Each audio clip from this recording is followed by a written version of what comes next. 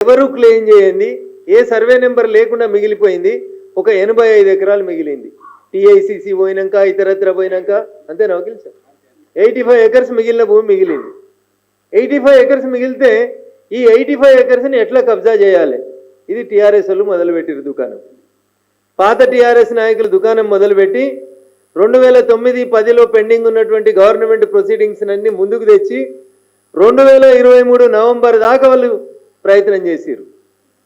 ఆ ప్రభుత్వానికి దగ్గర ఒక పెద్ద మనిషి, ఆయన కన్నా ఆ భూముల మీద పడ్డది. ఆయన ప్రభుత్వం మారింది, నేను చెప్పినట్టు గులాబీ రంగు పోయి 3 రంగులు వచ్చినాయి. వాళ్ళకి దగ్గర ఉన్న వాళ్ళు వీళ్ళకి కూడా దగ్గర అయ్యారు. ఎందుకంటే పైసలు ఉన్న వాళ్ళు అందరూ చుట్టాలి. జెండాలు ఏమున్నాయి, పొద్దుగాల ఈ జెండా వేసిండు, పొద్దుకు ఆ జెండా వేసిండు. 2013 టీఆర్ఎస్ ప్రభుత్వం పోయే డిసెంబర్ దాకా ఈ జెండాలు ఉన్నాడు ఆయన. ఈ జెండా వంగనే ఈ జెండాకు వచ్చేసిండు, కాగితాలు ఇటుకెళ్ళి ఇటు పట్టుకొని వచ్చేసిండు అంతే. అప్పుడున్న మంత్రి ఆడ చేసిండు, ఇప్పుడున్న మంత్రి ఇడికి వచ్చిండు. రంగు మారింది, జెండా మారింది, కానీ ఫైల్ అయితే కంటిన్యూ అయింది. 2009లో మొదలైనటువంటి ఈ ఫైలు కంటిన్యూ అవుతూ ముందుకు వచ్చేసింది. ఇప్పుడు పంచాయతీ అంతా బిలా దాఖలా భూమి 85 ఎకరాలకు సంబంధించిన పంచాయతీ. ఎవరు దున్నుతుర్రు అచ్చంగా ఈ భూమి? అటు కొండకలలో ఎలగొట్టిర్రు, ఇటు ఎలిమెలలో ఎలగొట్టిర్రు. నడిమిట్ల మిగిలింది ఒక గిరిజన బిడ్డలు, నోరు లేని అమాయకులు ఆ 85 ఎకరాలు దున్నుకుంటారు.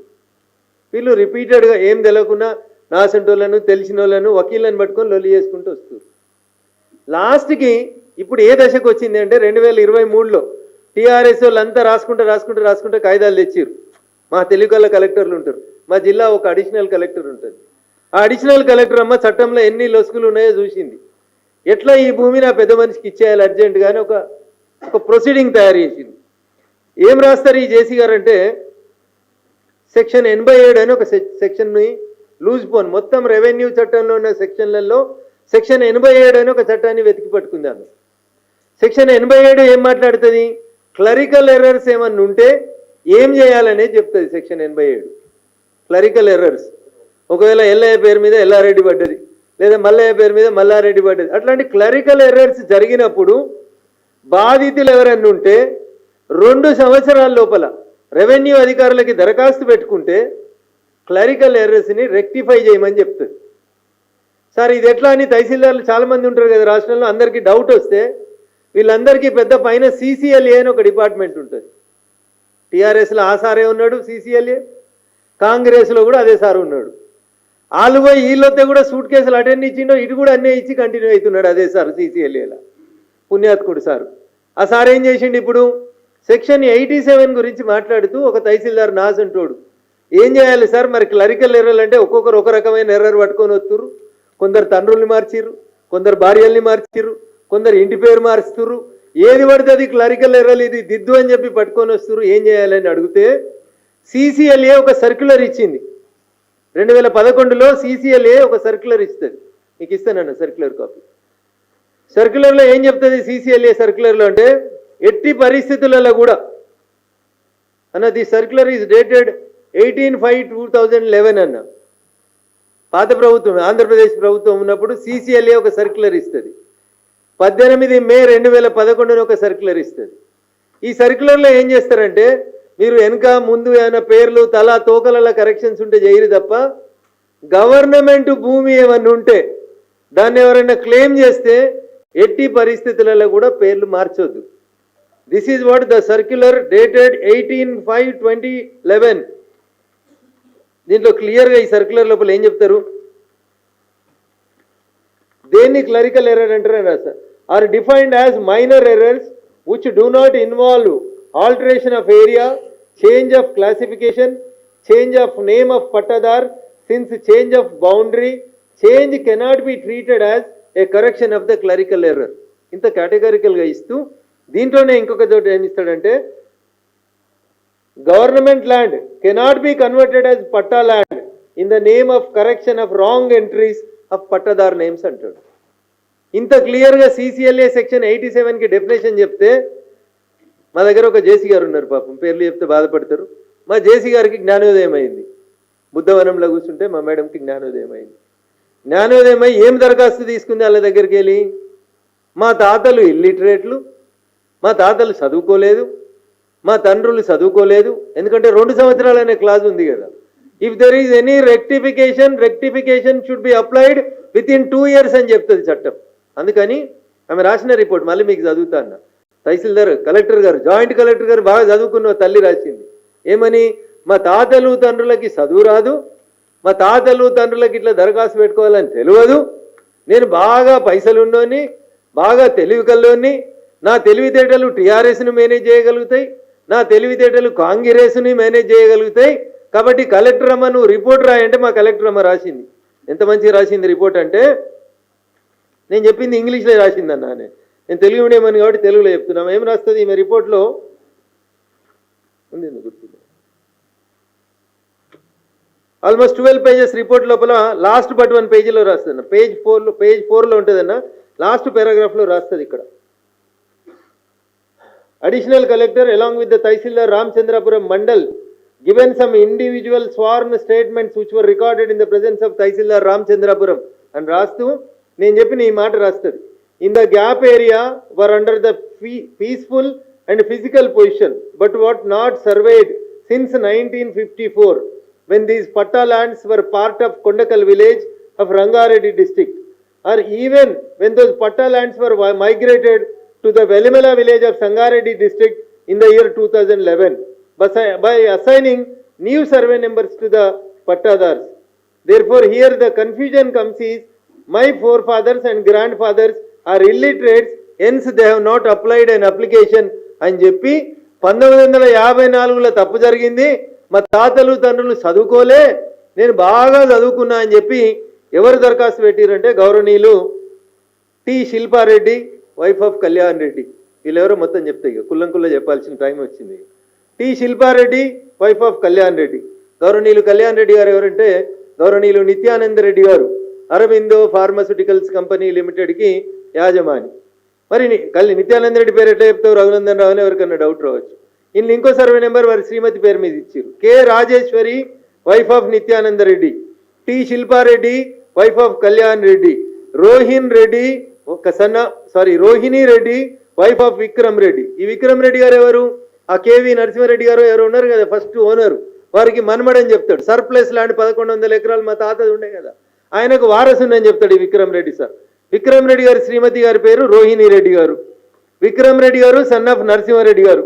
ఇట్లా వీళ్ళందరూ కలిసి పాపం తహసీల్దార్కి పెట్టిరంట 1954. ఈ విక్రమ్ రెడ్డి గారు ఈ హిమ్సెల్ఫ్ ఈజ్ ఎ బారిస్టర్, బయట దేశాలలో చదువుకొని వచ్చిన వకీల్ సాబ్, మన హైదరాబాద్ ఎంపీ సాబ్ లెక్క.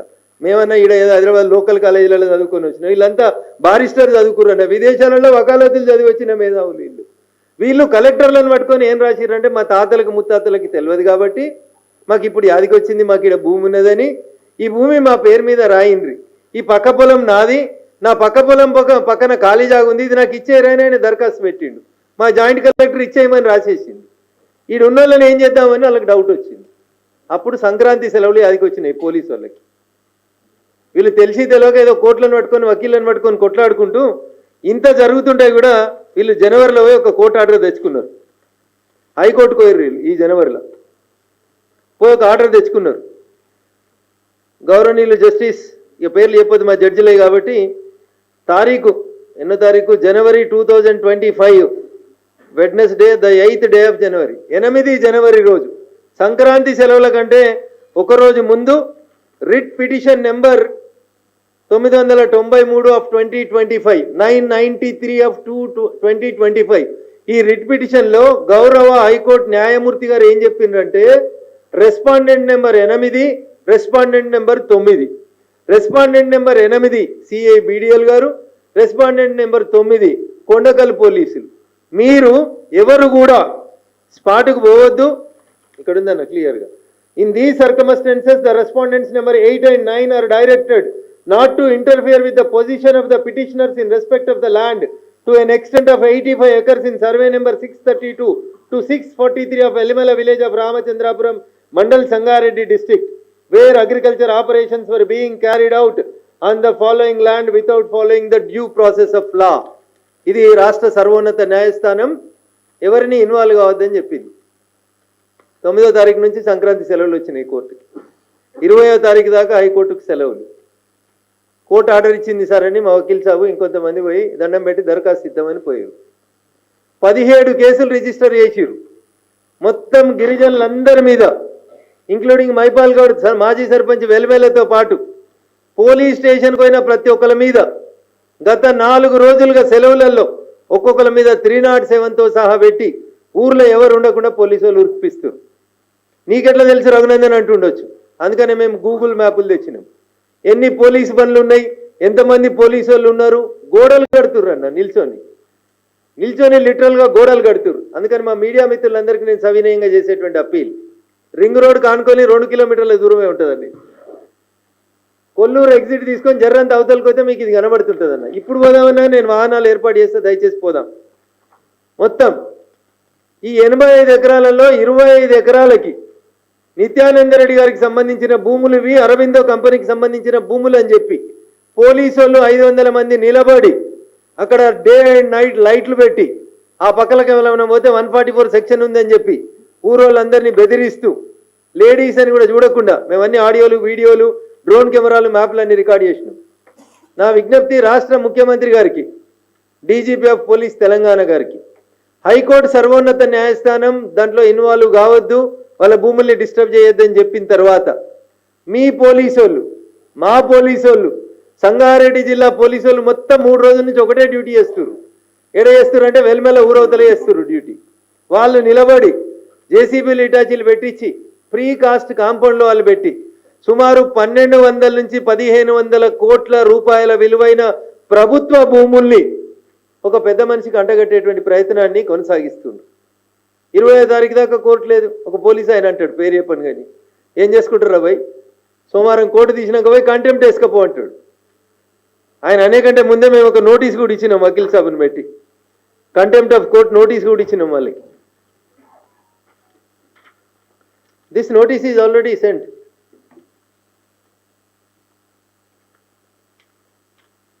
కంటెంప్ట్ నోటీస్ అని చెప్పి పోలీసులకు అందరికి కూడా లెటర్ కూడా పంపించినాం, హైకోర్టు ఆర్డర్ కాపీ ఇచ్చినాం. ఏమైతుందిలే, పొజిషన్ డిస్టర్బ్ చేయకమన్నారు కదా, పొజిషన్లో వీళ్ళే ఉన్నారని రాసిద్దాం మనం, మనకు వ్యతిరేకంగా ఎవరు సాక్ష్యం చెప్తాడు అంటాడు పోలీస్ ఆయన. సో అందుకని ఇప్పటికైనా డీజీపీ గారు, రేపు ఉదయం మేము ఈ సీన్కి వస్తూ ఉన్నాం, రైతులందరూ వస్తారు, ఈ రాష్ట్రంలోని అందరు మీడియా మిత్రులను అడుగుతూ ఉన్నాం. కాంగ్రెస్ ప్రభుత్వంలో ఉన్న ఒక గౌరవ మంత్రివర్యులు తన కుటుంబ సభ్యుల పేరు మీద కొన్ని భూముల్ని మార్చుకొని 1200 నుంచి 1500 కోట్ల రూపాయల విలువైనటువంటి 85 ఎకరాల బిలా దాఖల్ భూమి, ఈ భూమి ఎవరిది కాదు. భూమి అంటే ఆ కోకాపేటలో కేసీఆర్ అమ్మినట్టు నువ్వు కూడా అమ్ము రేవంత్ రెడ్డి. పైసలు లేవు కదా రైతు భరోసాకి. మొన్ననే 400 ఎకరాలు కుదబెట్టి 10,000 కోట్లు తెచ్చుకున్నావు కదా కేంద్రం దగ్గర. గట్ల చేయాలి కానీ ఒక ప్రైవేట్ కంపెనీకి ఎట్లా ఇస్తావు? లేదు నిజంగా మీది ఇందిరమ్మ రాజ్యమే అయితే నిన్న ఆఫీస్ ఓపెన్ చేసిన కాడ ఏదో చెప్పినావు కదా, మేము పేదోళ్ళ కోసం 140 ఏళ్ళ కోసం కష్టపడ్డామని. అగో 3 తరాలుగా భూమిని అమ్ముకున్న గిరిజన బిడ్డలకి పట్టాలిప్పి ముఖ్యమంత్రి చేతనైతే పైసలున్న నీ మంత్రులు పోలీసులకు చెప్పి అర్ధరాత్రి అపరాత్రి లేకుండా 3 రోజుల నుంచి కన్స్ట్రక్షన్ చేస్తూ ఉంటే వెర్ ఈజ్ యువర్ ఇంటెలిజెన్స్ ముఖ్యమంత్రి గారు? ఏ మంత్రి కబ్జా చేస్తున్నాడు? ఏ మంత్రి ఆ కంపెనీ వాళ్ళకి సపోర్ట్ చేస్తా ఉన్నాడు? ఎందుకు బిలా దాఖలా భూమి వేరే వాళ్ళ పేరు మీదకి పోతుంది అనేది ఒకసారి ఆలోచించుకోవాలి.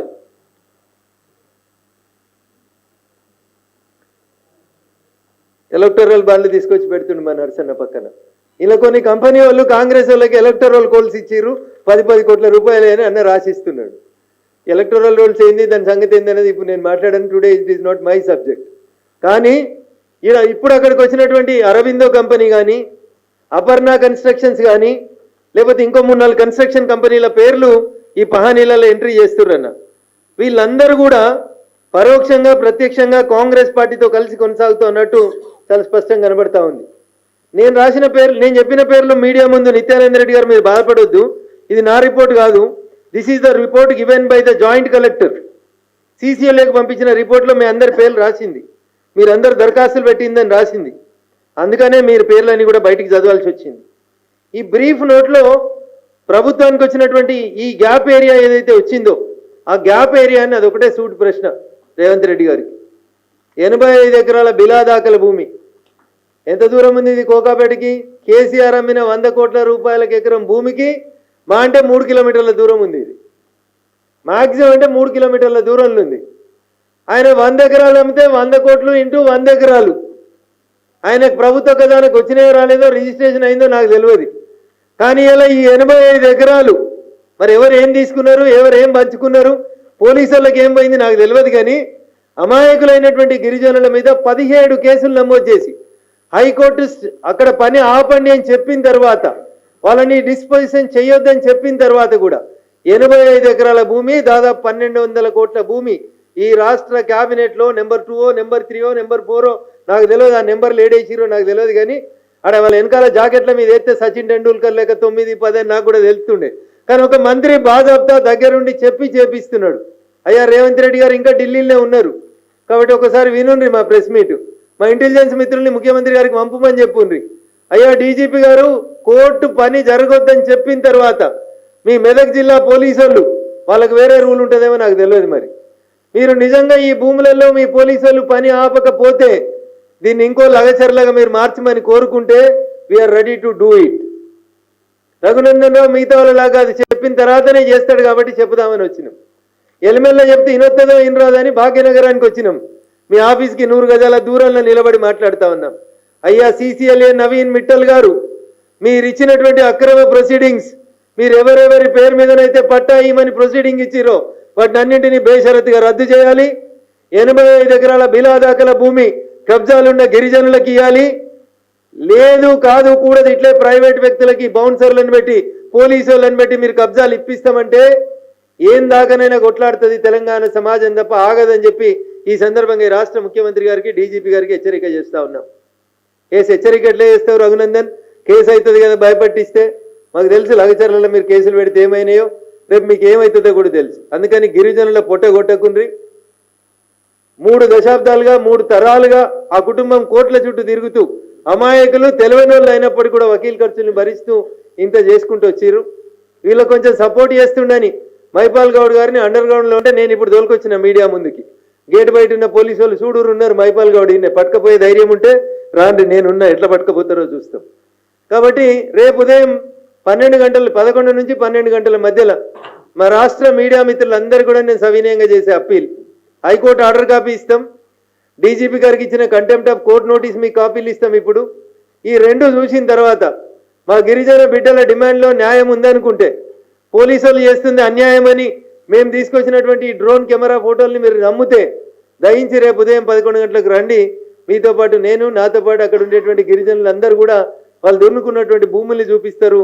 దాదాపు 1200 నుంచి 1500 కోట్ల విలువైనటువంటి భూములు కాపాడేందుకు మాతో కలిసి రావాల్సిందిగా మీడియా మిత్రులందరూ కూడా సవినయంగా అప్పీల్ చేస్తా ఉన్నాం. Thank you. అదే నెంబర్ 1 2 3 ఇంకా వాళ్ళకి జెర్సీలు వేయలేదు. మీరు 1-2 నిమిషాలు ఇన్వెస్టిగేటివ్ జర్నలిజం చేసి ఈ పహానీలు ఓపెన్ చేస్తే వాళ్ళ ఇంటి పేరుతో సహా దొరుకుతారన్న. నా నోరు ఎందుకు ఖరాబ్ చేపిస్తారన్న, మళ్ళీ ఫినాయిల్ పెట్టి కడుక్కోవాల్సి వస్తుంది, ఇది కష్టమవుతుంది కదా. సో నేను చెప్పిన కదా, నేను నెంబర్ 2 3 4 అన్న. ఇక ఆ 3-4 ఇట్లలో ఎవరు ఉంటారో మీరు ఆలోచించి కొద్దిసేపు భూముల మీద కన్నేవలది ఉంటుంది, ఎవరు భూముల గురించి ఆలోచిస్తారు.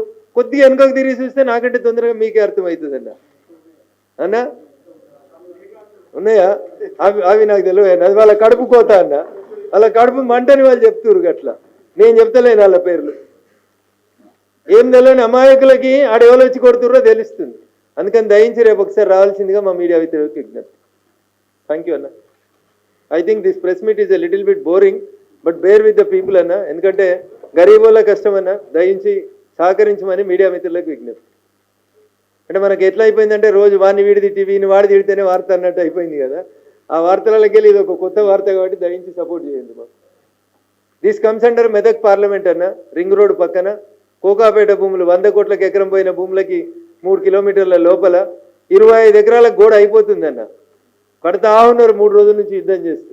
నా అదృష్టానికి నేను 2 రోజులు ఆ పార్లమెంట్ స్టాండింగ్ కమిటీలో బయట ఉండడం వల్ల నేను మీకు ముందుగానే సమాచారం ఇవ్వలేకపోయినాం. త్యాగం చేసిన కొండకల్ రైతులు కూడా వచ్చిర్రు పాపం. వాళ్ళ భూమిని వదిలేసి శంకర్పల్లికి వెళ్ళి రామచంద్రాపురంకి ఇస్తే కూడా పాపం మా తాండాలలో ఉండే కొంతమంది గిరిజన బిడ్డలు, కొండకల్లోళ్ళు కూడా దీంట్లో మేము కూడా ఉన్నాం బిడ్డ, వెనకటి నుంచి మా భూములకు కూడా హక్కులు ఇవ్వని కొండకల్ నుంచి వెలిమెల తాండా నుంచి వచ్చినటువంటి మా గిరిజనుల హక్కుల్ని కాపాడేందుకు, మా పక్షాన నిలబడేందుకు మీరు రావాలని సవినయంగా వేడుకుంటూ రేపు 11 గంటలకు మేము మీకోసం వెయిట్ చేస్తామన్నా. Thank you.